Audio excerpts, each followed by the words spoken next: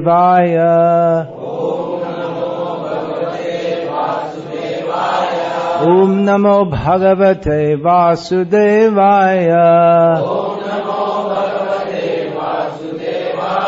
Om Namo Bhagavate Vasudevaya. The children also shouldn't be running around here and there. There's a room on the side they can go and play in. Can those who are responsible for the children arrange that place?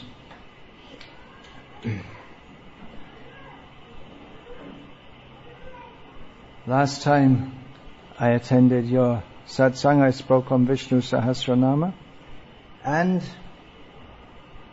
I'd like to do so again, and maybe this will go on for a few years.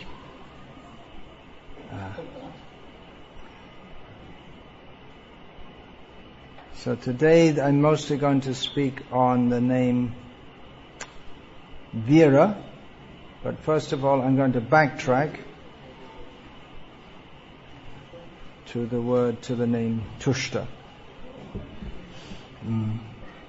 Name of Krishna, Tushta, means that he embodies satisfaction, fully satisfied.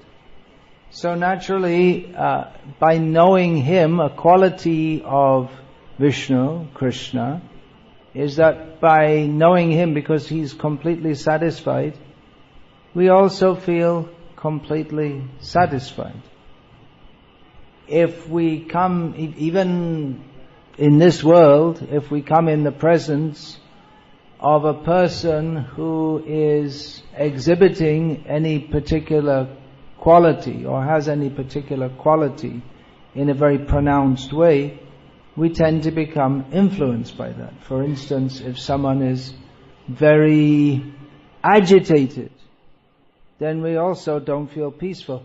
Or, much less common in the modern age, if someone is very peaceful, then just by coming into their presence, we also share in that. We start to feel peaceful. Many people, many devotees, had the experience of coming into Srila Prabhupada's presence, and they had so many things they wanted to ask, and so many things were bothering them and agitating their mind, and just coming into Srila Prabhupada's presence, they felt that, well, there's nothing to say. Just by being with Prabhupada, you can understand how petty are all my concerns. Just by being in Prabhupada's presence, devotees shared in his Krishna consciousness. They became elevated in consciousness just by being in his presence. So, Tushta, one name of Krishna, just by remembering him, one becomes satisfied. Of course, there are also, we'll find in Krishna there the opposite characteristics are there also. I just gave a class discussing the glories of Srimad Bhagavatam, and therein I recited one verse, Vayang tu na vitriprama uttama shloka vikrame tad chinvatang rasaganam svadu svadu pade pade, in which the sages headed by Shonaka said to Sutta Goswami, you go on speaking about the wonderful activities of Krishna because even though we already heard them from you, we're not satisfied.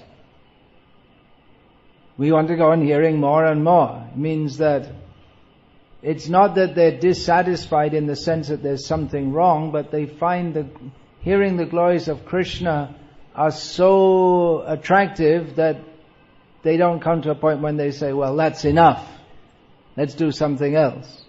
But rather they feel more and more inclination to hear as they go on hearing. So, we may be dissatisfied in Krishna consciousness. That kind of dissatisfaction is very good. But there is an underlying sense of satisfaction, which is expressed by Yamunacharya in a prayer of his, which is quoted in Sri Chaitanya Charitamrita, and Srila Prabhupada also quite often quoted it. Bhavantamevanu charam nirantara prashanta nishesha manoratantara kataham ekantika nitya kinkara praharshayashami sanata jivita. He expresses, just by hearing the sound of the verse and understanding the meaning, we can understand how satisfied Yamunacharya is to be in the service of Krishna. Although he says, when will that day come when I will be fully satisfied in your service, we can understand from the very tone of the verse, as from the whole composition, the Stotra Ratna, that he is experiencing great transcendental bliss and satisfaction by being situated in the service of Krishna. He says, when will I be fully satisfied by being your follower, addressing the Supreme Lord, Krishna, and my mind will become fully satisfied and freed from all turbulence which comes from the mind wandering here and there, searching for sense gratification. When will I be fully satisfied to be known as your eternal servitor? I'll be fully happy, knowing myself to be under your protection. So satisfaction comes from being in relationship to Krishna, who also states in Bhagavad Gita, similar thing about his devotees, Matchita madgata prana bodhayantah parasparam katyantas chamang nityang tushyanti charamanti cha. He says that my devotees, whose mind is absorbed in me, whose very life has gone to me, the whole conception of everything has gone to Krishna, they're fully absorbed in Krishna, in other words. They enlighten each other by always talking about me, and in this way they're fully satisfied and pleased. So when Krishna's one name is Tushta, means he is satisfied. He is satisfaction. He's fully satisfied to the extent that by being in contact with him, one becomes fully satisfied, if one's a devotee. If one's not a devotee, then he's demon, and then he becomes dissatisfied by hearing about Krishna. So you're all devotees, and I trust you're all becoming satisfied by hearing about Krishna. Of course, you're already satisfied by chanting the holy names of Krishna before I arrived here. So Krishna is Tushta, and then going on to another name 402 in this list, Virah, a well-known name. It's actually a girl's name in English language and Russian language, but it's definitely a very male name in qualities associated with masculinity. Not that there cannot be, it means a hero, and of course there can be heroines also. Krishna is the greatest hero. Sri Baladev Vidya Bhushan gives the meaning of Virah, a hero. He gives the example of Krishna severing the head of Shishupal, quite nonchalantly. He was quite capable to do so. And of course many other demons also. When Krishna cut off Shishupal's head, he could have done so before. You may say he should have done so before, because Shishupal his main interest in life, if we ask different people, what's your main interest in life? Well, my family, or someone else may say, I like playing golf. Someone else may say, I like drinking beer. In the Western countries, we'll find many people like that. Someone else may say that I love my dog. And Shishupal, if you ask him what's your main interest in life, he says, hating Krishna. His main business was to blaspheme Krishna at every opportunity. And if there wasn't an opportunity, he'd make one. So Krishna, he's also a hero in as much, there are different kinds of hero. Danavya means a hero of charity. The gopis in the Bhagavatam will find the gopis, they address Krishna as a hero of charity. They're wanting him to give them something, the nectar of his lips. There are karma-viyas, jnana-viyas, yoga-viyas. Bhaktisiddhanta Saraswati Thakur uses these terms. Persons who are heroically dedicated to the foolishness of following the path of karma.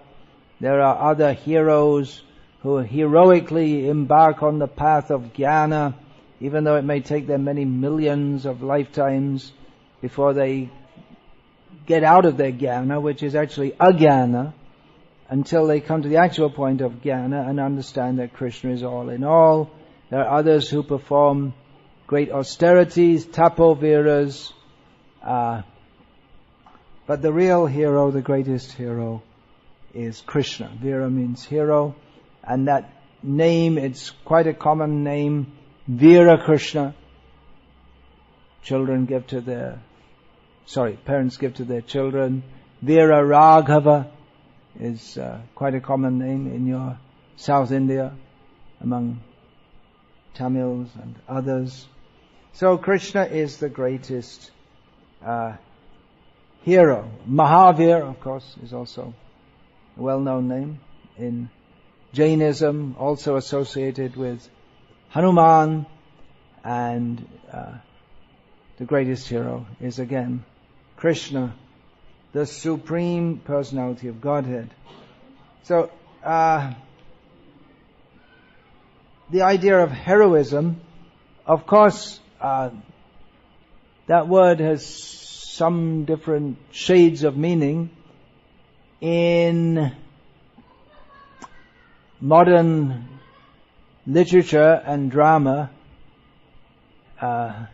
it means, someone can heroically ask the children to keep quiet. Well, there's no use asking them, you have to tell them.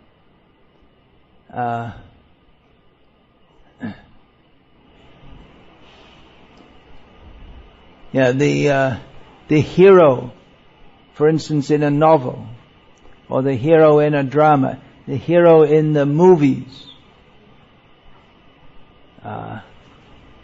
But originally the term means someone who's very noble, brave, chivalrous.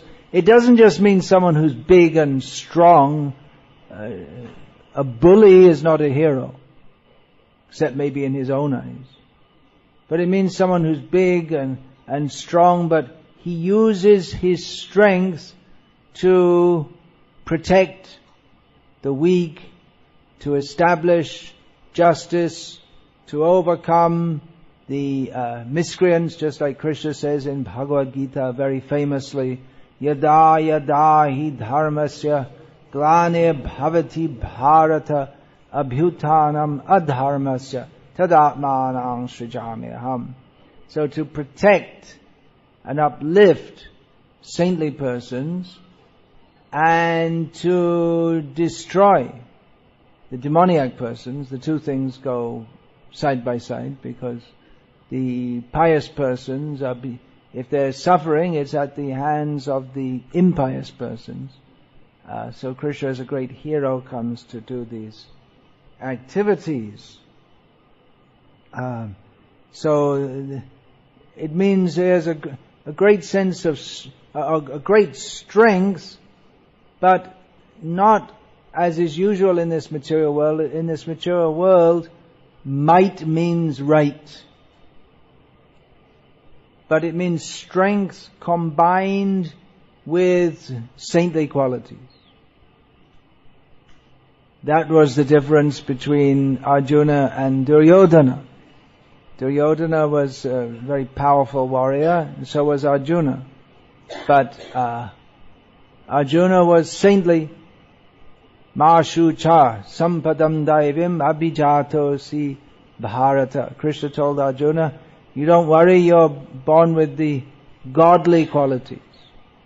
Whereas Duryodhana was born with the dambho, darpo, bhimanascha, krodha, parushamevacha, agyana, chabhijatasya, partha sampadam asurim. With the demoniac qualities. Duryodhana had the demoniac qualities, which are typically pride, arrogance, conceit, harshness, anger, unnecessary anger, ignorance. So although Duryodhana on one side might seem to be very similar to Bhima and Arjuna on the other, there's a very great difference, because Bhima and Arjuna are actually heroes, whereas Duryodhana is a tyrant. Duryodhana simply wants to exploit the situation for his own sense gratification, whereas Arjuna wants to act according to dharma. So that's another name of Vishnu in Vishnu Sahasranama, dharma. So Virah is one who is very powerful, but who uses his power according to the principles of dharma. Now, of course, Krishna, he is not obliged to act according to the principles of dharma, but he naturally does so, because dharma is centered on him. And he sets the right example for others to follow. But anyway, dharma means to do the right thing, and Krishna naturally does the right thing. And even if we think he does the wrong thing sometimes, when Krishna does the wrong thing, it's the right thing. Yeah, I can't actually do anything wrong, but what would be considered wrong, just like Krishna stealing, lying, cheating, but when Krishna does it, it's all right. When anyone else does it, it's usually wrong. So hero is for the we think of heroism in terms of protecting the innocent. So that means particularly a military hero, or there can be other kinds of heroes also. Sports hero in the cricket match when the team was they'd scored 3 runs and 7 men were out, and the 8th man came in and hit a triple century. Unlikely. But cricket hero, this is all nonsense. But anyway, people think of someone as being a hero or a political hero. They lead the masses to victory. In the hero of the turned around the party and made the party victorious in the elections. But the original meaning is one who, by physical strength, not only physical strength, of course, to be a warrior doesn't take only physical strength, one has to be trained and expert also. Simply physical strength is insufficient. But one who uses their strength and military skill, fighting skill, to overcome the forces of evil and protect the innocent. It's very, very difficult to be a real hero in any modern war, because it's not like Kurukshetra, where there was Duryodhana on one side and Arjuna on the other. But in the modern wars, there's Duryodhana on both sides. It's difficult to say what the side is, just like in the present fracas in Syria. There's so many different sides. When Yugoslavia split up, and there were three main parties, and depending on the situation, it would either be there were Serbs, Bosnians, and Croatians, basically. And then among the Bosnians, there were Bosnian Muslims and Bosnian Christians. So, in a situation where they're all mixed up, living in different villages. So, sometimes it'd be the Croatians and the Bosnian Christians against the Bosnian Muslims, and sometimes it'd be this. I don't think the Serbs and the Croatians ever fought together. Maybe they did, but anyway, it wasn't clear. But anyway, they were all demoniac. All the parties were demoniac. So, although in their own estimation they may have been very heroic, but actually not. Or we may think that someone is a great hero because he leads the nation to war and is victorious. But Srila Prabhupada pointed out that modern leaders, they just sit at home and say, "Go out there, boys, do a good job," and they just sit at home and let everyone else get killed, while they're just sitting, eating cherries and grapes, and worse things than that, and living comfortably. Even in modern wars, there's no question of heroism in the true sense of the term, because they're fought in such a dirty way. Of course, we hear about the heroes of the Second World War. Winston Churchill was considered a great hero by the British, although actually he was very demoniac. That's come to be known that he deliberately starved millions of people to death in India as a political tactic. That's become revealed now. Srila Prabhupada said that, and it's become revealed. He ordered the firebombing of Dresden, in which hundreds of thousands of people were killed, which served no military purpose whatsoever. It was a completely demoniac thing to do. So how can such a person be called a hero just because they won the war? The way you win is also important. It's by underhand means. That's not allowed. So, Virah, that is linked with the word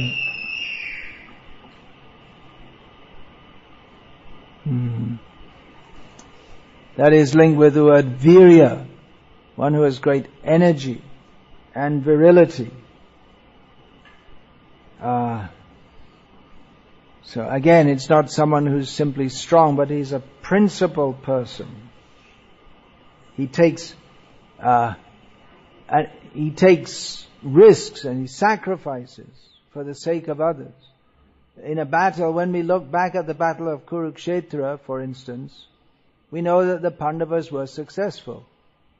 Or if we look back at the Second World War, we know that the Allies were successful over the Axis powers. But when you go to, at the time, you don't know.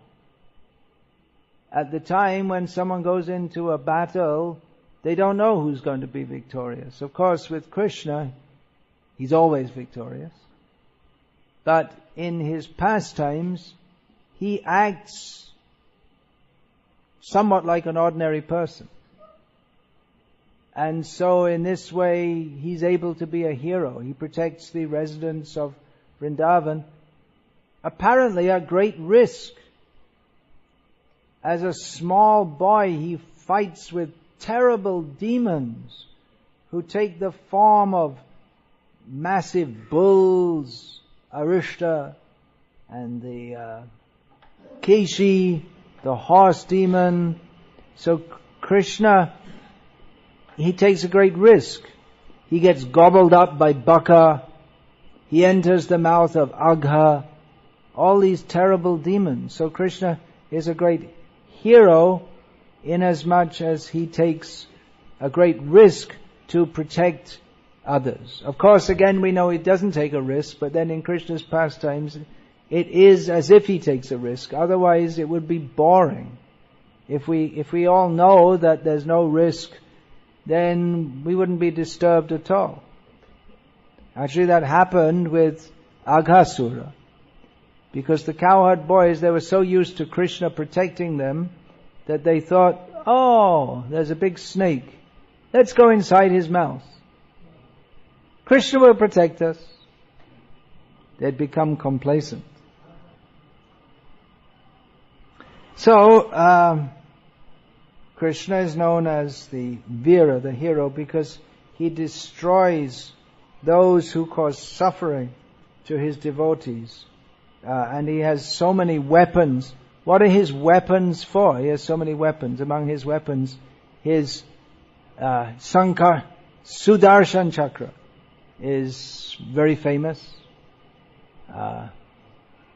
He also has a sword and club, various weapons, bow and arrows, but most famous is his Sudarshan Chakra. And they're all ready to carry out his commands for destroying the demons. So, although Krishna is very pleasing to the devotees, to the non-devotees, he's a constant source of fear, directly or indirectly. People may say, I don't believe in God, but they're afraid of death. So for them, Mrityu Sarvaharashchaham, Krishna comes in the form of death. So this strength, heroism, and overwhelming power, which can induce terror in others, and for those who give trouble to the devotees, Krishna gives trouble to them, turns the tables on them.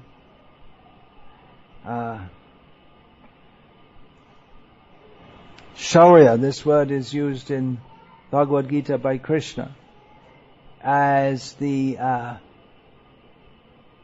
quality of a kshatriya. So among all the qualities, this also means heroism. Among all the qualities that define a kshatriya, this quality of being a hero, this is prominent. That's why the kshatriya woman or girl, when she's married, the blessing on her, may you be the mother of many heroes.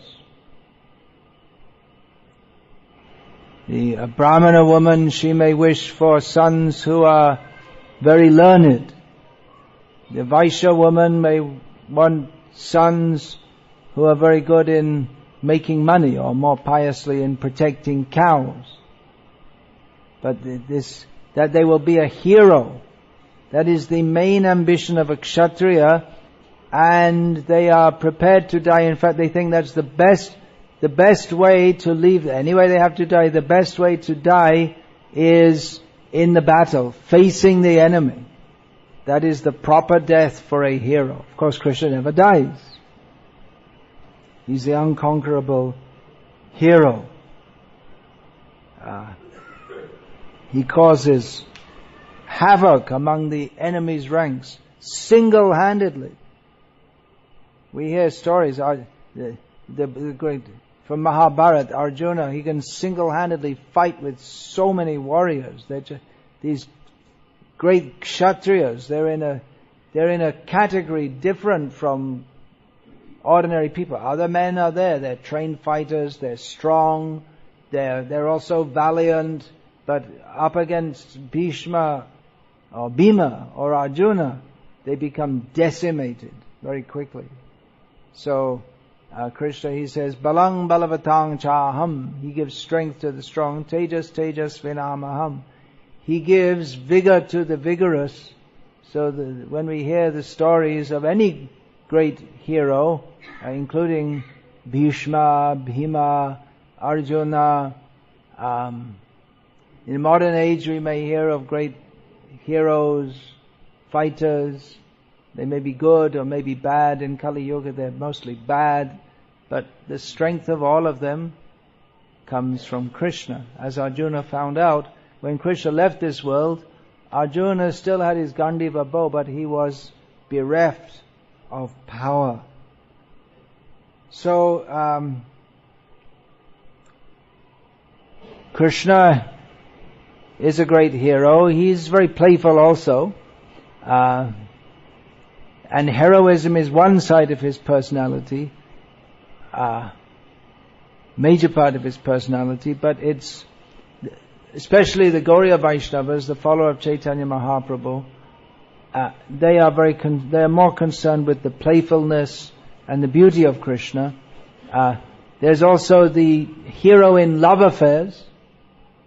So that heroism, the followers of Chaitanya Mahaprabhu, they're interested in.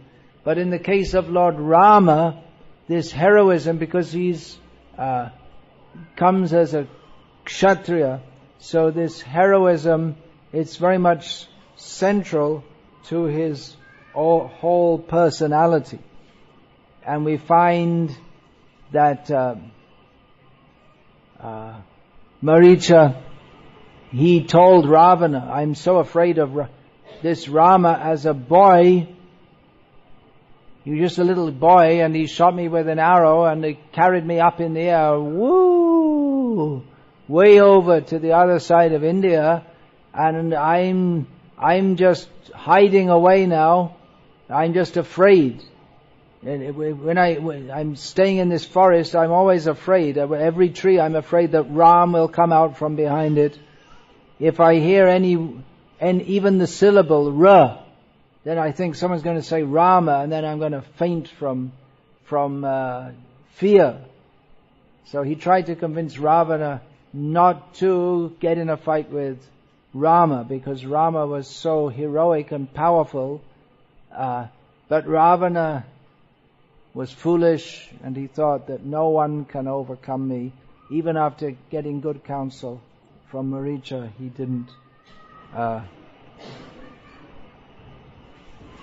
didn't heed that, although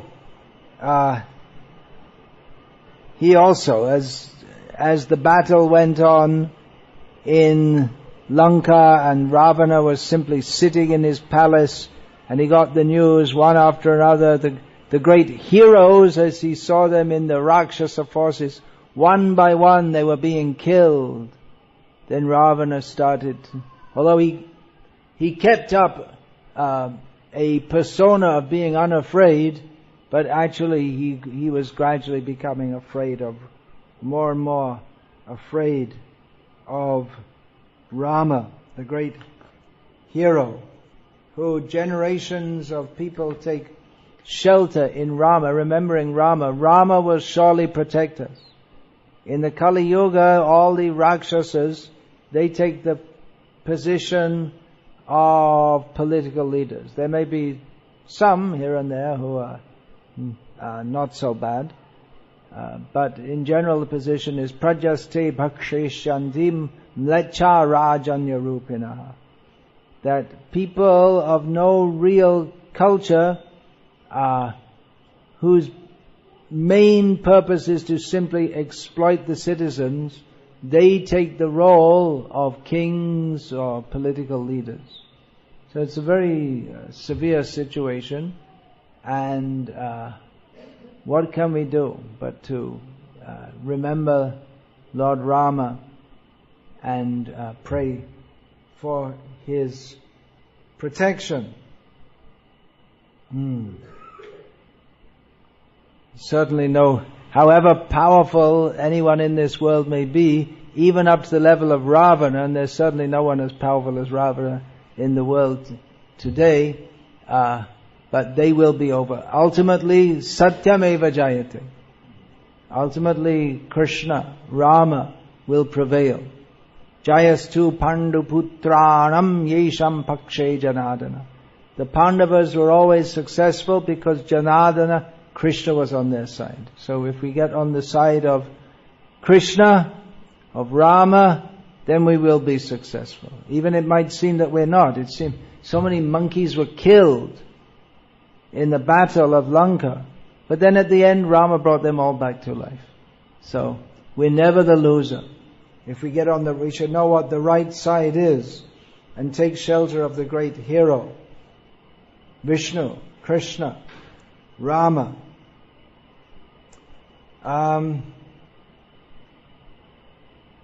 This, I was saying that the Kshatriya mother, she desires to have sons who are heroes. So we get the name Raghuvira, name for Rama. He's a hero in the dynasty of Raghu. Or Yaduvira, that's a name for Krishna, who appears in the dynasty of Yadu as a great hero. So Kshatriya women, they from the beginning they train their sons to be heroes, the whole dynasties. So that's names for Rama and Krishna.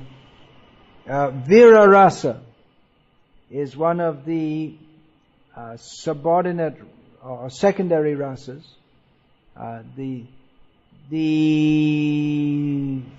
feelings which arise when Krishna exhibits heroism or devotees exhibit heroism in relationship with him. When Krishna fights with demons, he demonstrates the Virah rasa, the mood of a hero in protecting his devotees. Or in Vrindavan, Krishna's friends may fight with him as boys fight, playful fighting, and they may overcome Krishna, or they may say, "Hey Krishna, you think you're very strong. Ha ha. You come and fight with me, then you'll see who's actually strong." So this is Virah rasa in the service of Krishna. And Krishna very much enjoys that also. All these rasas are meant for the pleasure of Krishna. They all emanate from Krishna. Krishna is Akhila Rasamrita Murti. He is the very form of all nectarian rasas. Krishna, he's the hero of love, Premavir. He's the hero in loving affairs. Nowadays,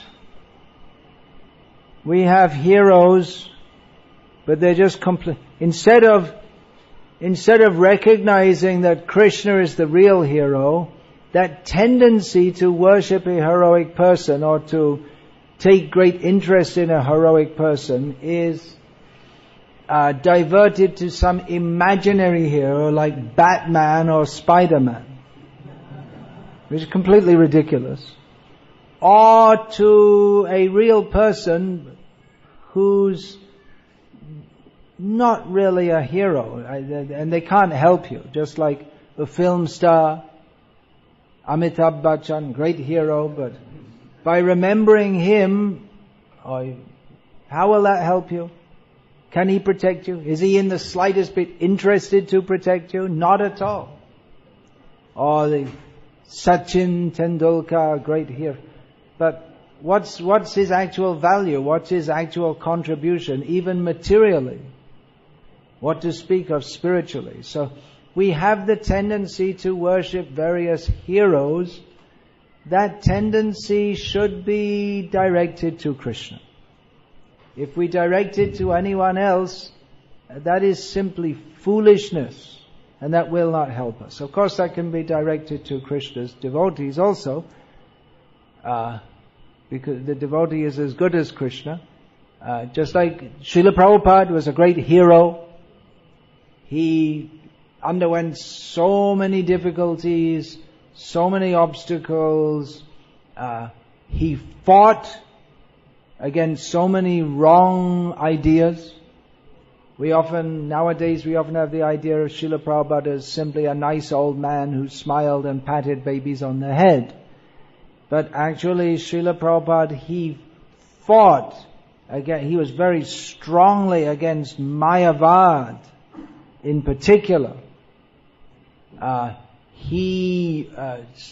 If we listen to Srila Prabhupada's conversations and lectures, which I highly recommend that you do, apart from reading Prabhupada's books, listen to Prabhupada. He recorded himself, even when he had no followers in America, he recorded himself speaking, because he realized that what he had to say was very important, and he wanted others in future to be able to hear that. So we have these recordings available.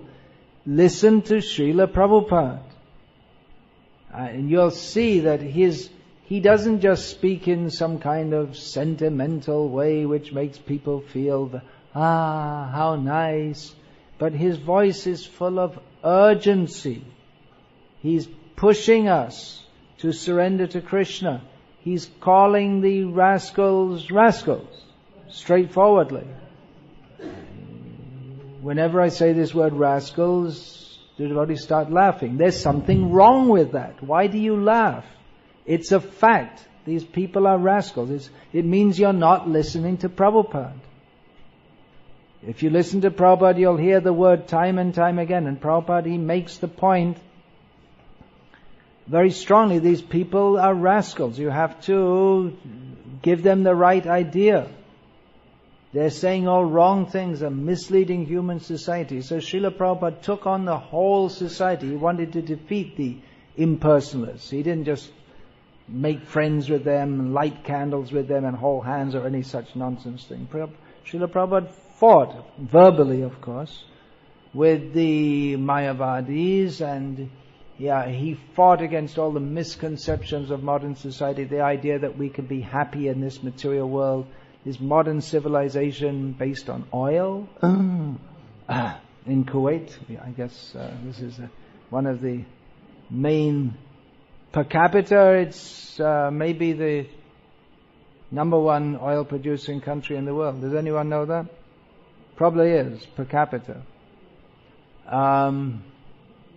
This whole modern civilization, Srila Prabhupada, he spoke out very strongly against it. He said people are living like cats and dogs. So Srila Prabhupada was a great hero. He went through so much difficulty, and he didn't opt for a comfortable life. He opted for fighting for Krishna. He said that I want the benediction from Krishna to fight for him up to the last breath, just like Arjuna. So Srila Prabhupada, his mode of preaching Krishna consciousness was very much in Virah rasa, heroic. That is required to defeat all the wrong philosophies. I have one book, I don't know if there are copies here, called On Speaking Strongly in Srila Prabhupada's Service. We should also follow Srila Prabhupada's example and speak strongly and clearly to delineate reality from illusion for the welfare of all, which is the purpose of Srimad Bhagavatam. So Krishna is a great hero. Of course, there's Vishnu Sahasranama, so we can say Vishnu.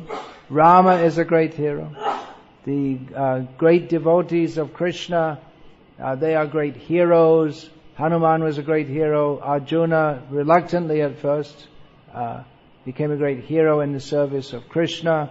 Srila Prabhupada was a great hero, and we may also pray to Krishna to develop that quality for him in his service. Of course, practically for anyone to even practice Krishna consciousness, even without going out in the world and fighting against all wrong philosophies, that is also heroic. Even to say, no, I'm not going to eat meat, drink wine, take tea or coffee, or watch TV, or I'm not going to make my goal of life to have a great career and have lots of money and a good job. I'm going to surrender to Krishna. So for even anyone to do that is a great act of heroism in the modern world. So we may pray to Krishna for the strength. He is a great hero to help us, so we should also heroically take strength from Krishna to overcome the otherwise insurmountable material energy and surrender at His lotus feet.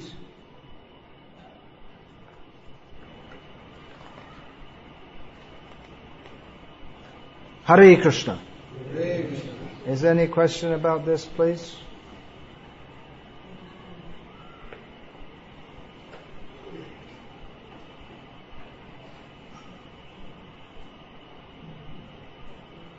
No question.